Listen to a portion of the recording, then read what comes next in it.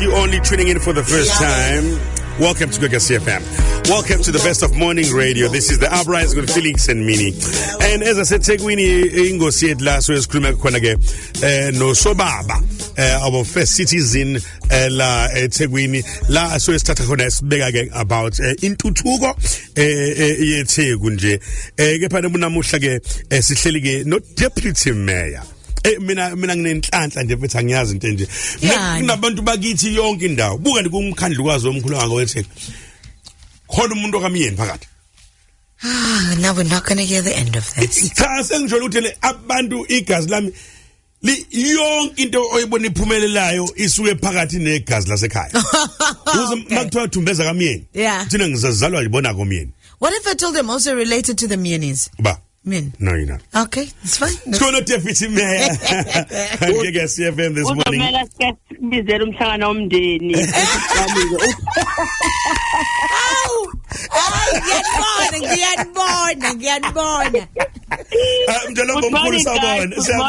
morning.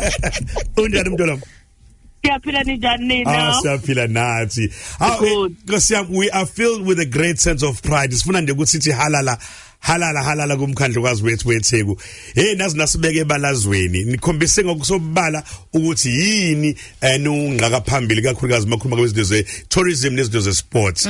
Izwe lonke libukile labona ubuhle nangendlela esingathi ngakhona ke umdlalo lomkhulu ama Springboks versus Argentina. So sikhulumile isigqoko deputy mayor sithi halala kunina.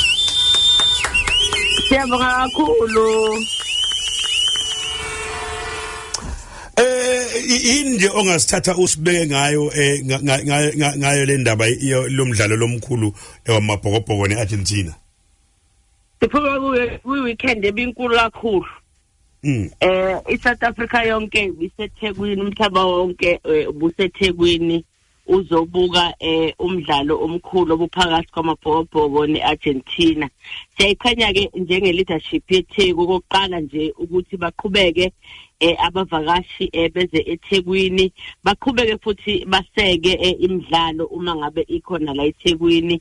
Sibonile kakhulu ukuthi umnotho wethu kwazile ukukhula ngoba kwezokuvakasha nje sibabonile bekhona indaweni ezihlukahlukene even after imatch la kade khona beyozithokozisa babiza ngani nithini konje nitho after tonto sibabonile belapho ke sibongela lamabhokobhoko ukuthi ke ayaqhubeka nokuthi akhombise ukuthi ngempela angama champion noma ubuka isikonje siyasitshena u67 no 30 siyasitshena nje ukuthi nje bekudlala ngempela nje abantu abakuyizinga lomhlaba. Siyajabula kakhulu uhambe kahle azange sithole nezinto mhlambe kwezokuphepha amaphoyisa siyabonga nawo ekade khona on the ground uqinisekisa ukuthi zonke izinto zihamba ngendlela ekade sihlele ngayo. Siyabonga kakhulu halala kuThegu ngesikwenze kodwa ngaphandle kokubambisana nabahlali baseThekwini nabo siyababongela kakhulu. Siyabonga. You know, from great news to some sad and shocking news, Felix, I have to ask ukuthi ayibonga bekuzokwenziwa njani. Sizwile ukuthi umkhandlu ukhathazekile ngodaba lokudunywa kweimoto zomkhandlu. And then what's even worse, Felix, kuthiwa ke abasebenzi bayahlaselwa bebehambile baye emphakathini bebethi bosebenza. What is happening?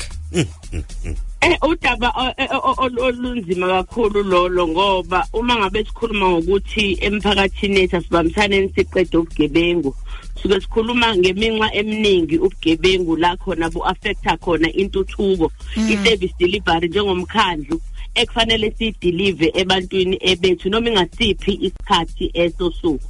Sibonile ukuthi ziyanda kakhulu ama incident enjekayo lapho kureportwa khona ukuthi umsebenzi wethu usedunwe imoto abanye bagcine belahlekelwa nayimpilo zabo.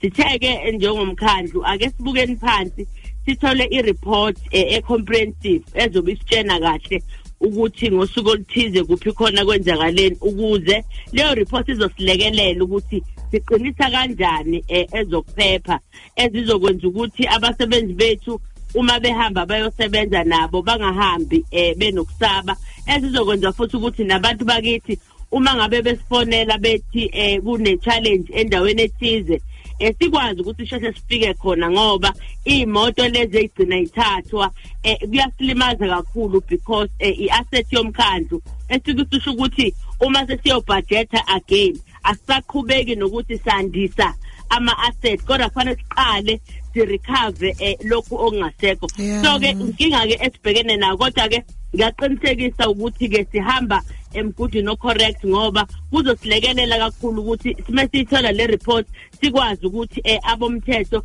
basilekelele kakhulu ngestrategy esizokwazi ukuthi siqhubele phambili kodwa kulelo daba msakazi ngiyafisa ukulishaya ikhwelo emphakathini yethu ukuthi ubugebengu affecta sonke igebengu sihlala nazo emphakathini asilekelelane ukuthi igebengu siyiqede emphakathini ukuze sizokwazi ukuthi umasipala wenu enuthandayo uqhubeke nokunikeza izinsiza ngendlela efanele ngesikhathi esifanele.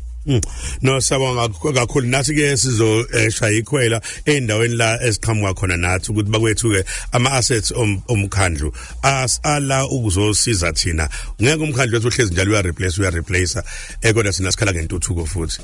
Tumbenza kami azeke ngiyabonga mhlambe before ngidedele ke Mtolomba la siyabona ukuthi umkhandlu uyaqhubeka nje ukulungisa ingqalazinde kakhulukazi ingqalazinde le yendle nokuzokwenza ukuthi le amabhishi ethu ahlale nje sesimene sihle ngoba siyibone nelanga selibuyile manje esesingene entwasahlobo kodwa futhi lo msebenzi ubuye woniwe laba abacekela phansi ingqalazinde nabachitha udoti kuyidamkoko ingabe lolu daba nolisingathe kanjani? Kunjalo msakazi ngiyathemba ukuthi abalaleli bakhumbula ukuthi uma ngabe sibanikeza ikakhulukazi amanzi sibanikeza sihlangene nomngeni uthukela water esebenzisana nabo kodwa ke msakazi njengoba usushilo kodwa ke kuyajabulisa ukuthi kunomsebenzi esesiwenzile sibambisene nabo la khona savumelana ukuthi ukuze sihambe ngezinga elithe ukunyuka ekulungiseni ama water treatment ethu sabanikeza ke ayishumi 10 la sacela khona ukuthi basilungisele wona lama water treatment ke azokwazi ukusilekelela ukuhlanza indle elinganiselwa ku 90%.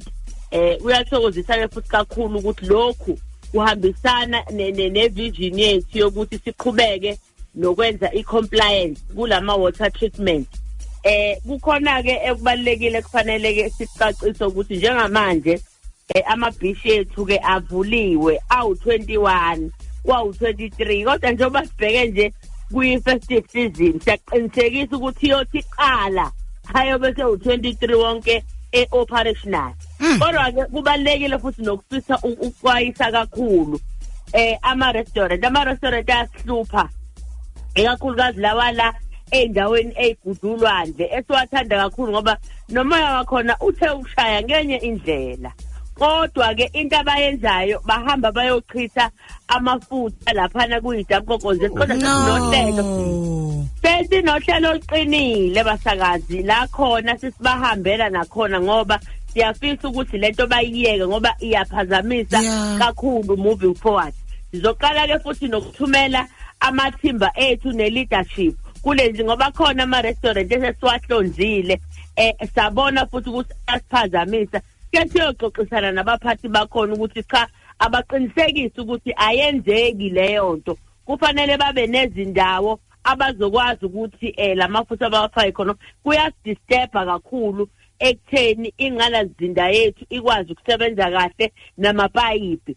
So ke uhlelo lolo olukhona ngoba uma ngabe silungisa lama water treatment asikwazi ukuthi siyalungisa ngala futhi kukhona ama challenges amancane nje ayi-negligence enziwa yibona adala ukuthi umsebenzi wethu ungabonakali ngendlela okuyiyona. So sizoqala ke siba engage sibacela ukuthi lo msebenzi lo abawenze ngendlela. Emva kwalokho ke ngithi unto them uma bezoqhubeka ngalelo daba unto them.